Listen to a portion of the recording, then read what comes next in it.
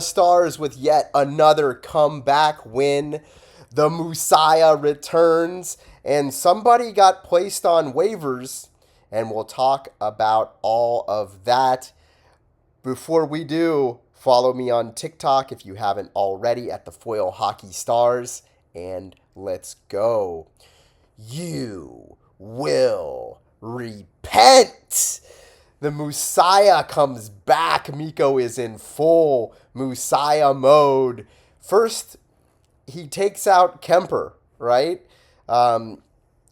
This is now 3 injuries in 15 games at the hands of Mikko. So my question is, how well do we know this guy? How well do we know this Mikko fella? Are these accidents? Or is there something darker, something more sinister at play? So first, we had Alexander Romanov. Looked like an accidental boarding where Mikko got shoved in, crashes into Romanov hard. He has to have shoulder surgery. He is out 5 to 6 months. Then, the next game, Mikko takes a more nasty looking boarding call against Coronado in Calgary, and he gets a cut on his nose. Mikko, the suspension. Then now, in this last game, Mikko seemingly comes in trying to take it to the hole, and runs kind of shoulder forearm into the head of Darcy Kuemper, his ex-teammate. Kuemper would not return to the game. So once, right, happens. Twice, yeah, I give him the benefit of that. Three times now. So I don't know. I'll let you make the call on that one. But the Moosiah was impactful the entire game. And he would go on to get a dirty assist. He does this no-look pass through the seam, a tiny seam, finds the breaking Duchesne on the other side of the net, who one-times it in from close distance. And I'm going to go ahead and say it. We have never had a playmaker like Mikko. You know, you could argue Zubov, but when you look at the numbers and when you look at the level of plays that he made, that pass that he made to Duchesne, there's not many players in the entire league who could do what he did. And just a beauty. So then, later in the game, he would make yet another highlight reel play. And this time, he would put it in the back of the net. He ends up taking it most of the way, enters the offensive zone. He's in a one-on-one situation with their defenseman. I don't know who it was, but he ends up he's on the right side, right? He's coming down the right wing. And he basically, in short distance, sauces his own saucer pass to himself over the stick of the defending player, and it fakes out not only the defenseman but also their new goalie, since he took out the first one, and then he rips it 5-hole. An absolute naughty goal. I mean,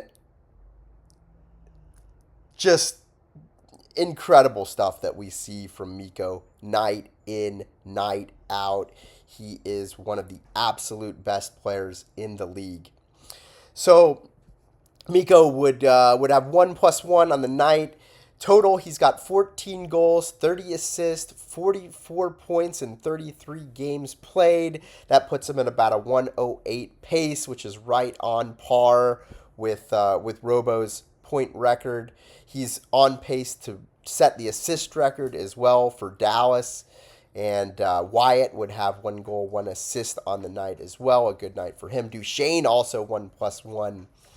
And this is probably the first game where I've seen Duchesne since he returned look like Duchesne. And that is really good to see. He was skating well. You could see the speed difference, and he had more confidence to go to the net and do the Duchesne things that we're accustomed to seeing. So great to see. Another player that Gulletson talked about in the post game. Forget about the guys who really do this on a regular, but Oscar Beck had the game-winning goal. But besides that, Gulletson said that he really surprised Gulletson when he got to this team. He didn't realize how good he was. He called him a, quote, security blanket for a coach. He said he's got a heck of a two-way game and that he's an integral part of their penalty kill. He complimented his long stick and range and his hockey IQ, and he said that he is a hard player to play against in his own way, right? He's not hard to play against in the sense of a nasty Jamie Benn or somebody like a Mikko who's gonna go through you and dazzle you with his stick work and playmaking and shot, but he is a very good depth glue guy that you can have on a team. And anyway, good to hear somebody else get some compliments outside of the norm. On the other side of things, well, before we get into the other side of things, Ritzy also had 6 hits on the night.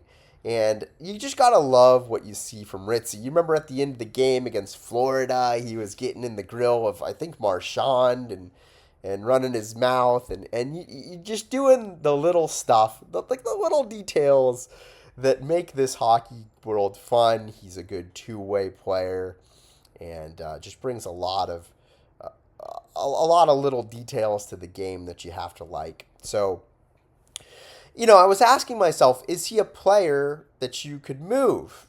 Would a team be attracted to Ritzkovian? Well, he's only on a 20-point pace, and yeah, he does a lot of those little things. I don't think the juice would be worth the squeeze to move him. I mean, I don't think that you're going to get much for a player like that. He's a player that's worth much more to the team than what you would get if you tried to move him somewhere. I mean, what are you going to get for him? Maybe a third, maybe a second round pick, third or second round pick, or if you're getting a player, somebody. I don't think that.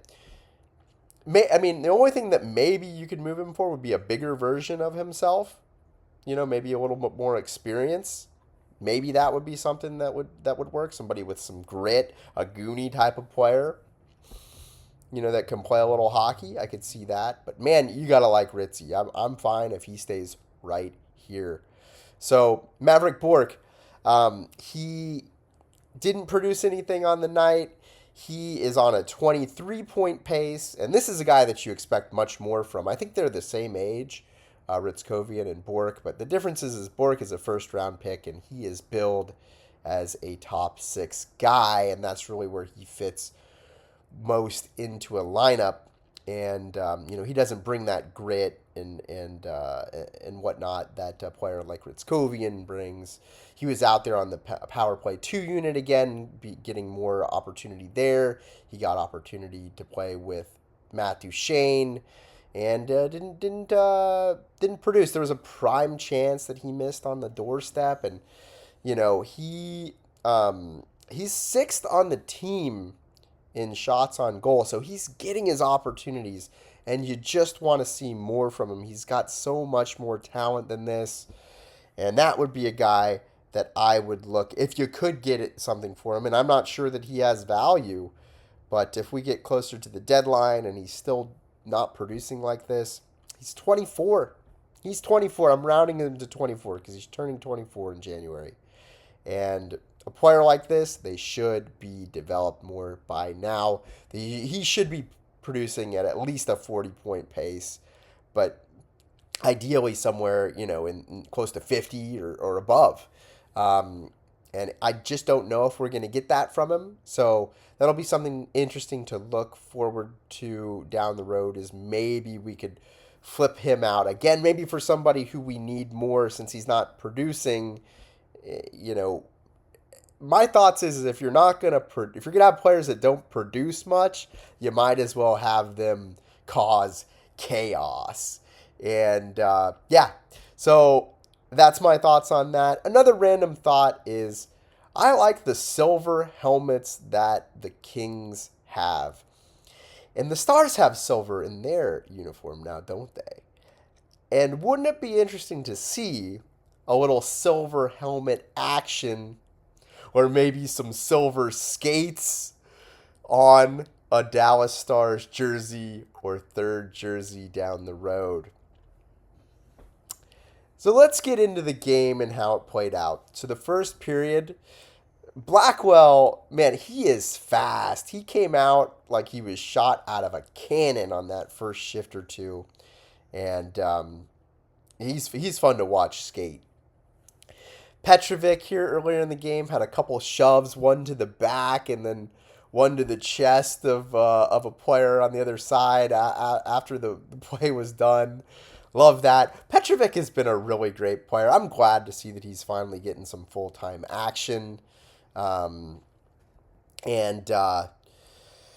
This would actually be a good time to talk about, before we get into the rest of this, Petrovic is there. Lundqvist is back. The odd guy out, apparently, is Kolyachonok, who the Stars waived yesterday. And this scares me because we might see this morning somebody pick him up. He's 24. He can play the right side. He's been, getting decent minutes here in Dallas, so people have seen him. There are opponents that have played Kolyachonok that know, hey, this is a good player. And it's hard to find players that can play the right side. He may not be a right-hand shot, but he can play the right side and play it very well. I wouldn't have done it. Tell me what you think in the comments, please. But I wouldn't have done it. I would have waived somebody else. Maybe they're doing this for cap purposes, and I'm not the capologist, but maybe somebody like Ernie who's on a one-way. I guess Ernie, if you waive him, he hits more of your cap than if Kolyachonok does, but, because Kolyachonok's on a two-way. But it just seems to me like maybe you'd waive Capobianco or because he's a little older. He's 28. Fingers crossed that we don't lose Kolyachonok. I really like what he brings. I would have waived Ernie or somebody like that if you've got the cap space to do it, Anyway, trust in nil. So, moving on to the game, we saw Lundqvist and Petrovic together, so two righties paired together. I thought that was an interesting pairing, the big boy with the little guy. We had some other interesting stuff that we saw line-wise. Robo, Duchesne, and Bork on the same line. I kind of liked that. They didn't produce, but I liked it. And then early on in the game, DeSmith made a save on Kopitar, and then Anderson hits the post for them, so got a little lucky there. Early on, we're getting outshot 10-4 with 6 minutes left in the first. 13 shot attempts for the Stars, 4 shots on goal is what Razor was saying, and that just shows how good the Kings are at stopping up offense. And Golitzin called them the most stingy team in the league. I mean, I don't know where he's getting that from, but you can kind of understand why he feels that way. So the Moose, great play to protect the puck, spin, a shot on goal. This is just stuff that he does, and you got to love the way that he can protect the puck. So then we would have the incident with Kemper, and there was actually a goal on that play that got called back. They called it goalie interference. Dumoulin had pushed in Mikko, and that's why the contact was made. Could Mikko have done more to avoid that contact? I don't know. But Mikko did skate over and check on the well-being of his ex-teammate. I don't think it was something that was on purpose, but the interesting thing is that in the post-game, goalie said that if the score was different, that he might have challenged that no-goal call because the contact was in the white. I looked at the replay. It was right on the edge. I think his head was maybe a little over the white, and that's what made contact, but it was right on the edge. Maybe. I don't think he would have gotten it called back, to be honest. But I'm sometimes wrong on those. So no 2-minute penalty, just a no goal. So Kemper's done. We get Forsberg in net for them. He's got a .896 coming into this in 9 games played. And he didn't look too bad, but they would have been better off having Kemper in there, I can tell you that. So Mikko and Jamie are arguing. Mikko and Jamie are arguing after the no goal with the Kings. I'll tell you, there were some words, and they were not setting up tea, crumpets, and croquet. There was not going to be a gentleman's game of croquet that they were setting up. This was heated words, and I would have loved to have been able to hear what was said. Do we have a lip reader that can post in the comments? Because I would love that. So Oscar Beck would later take an interference with 5 seconds left. Some rough stuff after the whistle. Hellenius and Petrovic front and center in this, but no penalties or anything. So we have to kill a period. We have to kill a penalty to start the second period. And we do. Essa Lindell with a nice chance, net front on the backhand off the bar. Harley got stopped on a high danger chance. He put it right into the goalie a little later. Then Mikko Rantanen would dive and give the Stars a power play. I don't like that, but Moosiahs will do Moosiah stuff. And the penalty is killed by the Kings. And then Foxa and Clark would later go at it. There was some rough stuff in this game. And in this one, I thought we were going to get a scrap. I was getting excited. And then, so the way it played out was they went at it, some shoving. Then Foxa starts to skate off a little bit, but then goes back at him. I don't know if he had gotten chirped or something, and knocks him down with the hand to the face.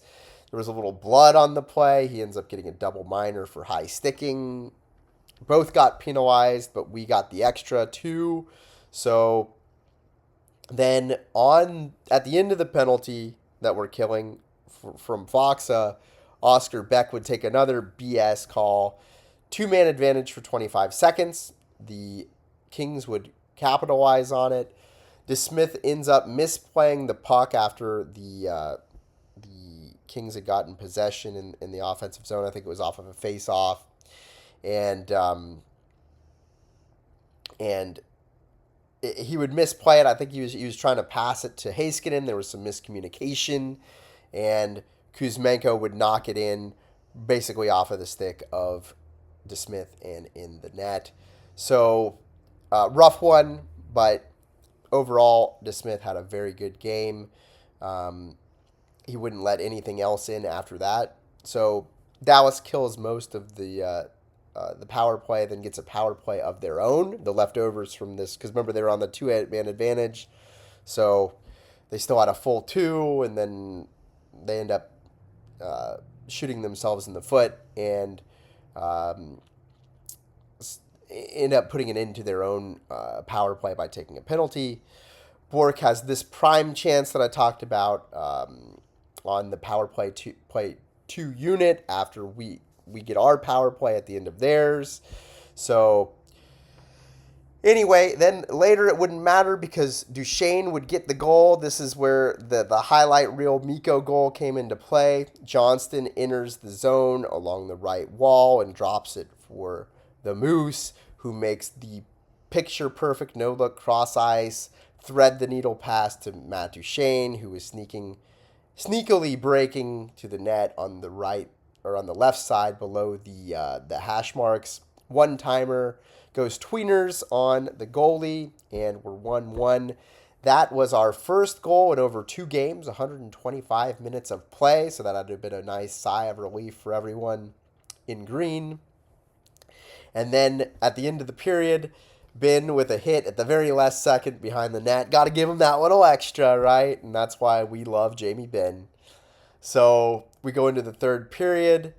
Forsberg with a big stop on Oscar Beck early, and then the next Oscar Beck shot would go in.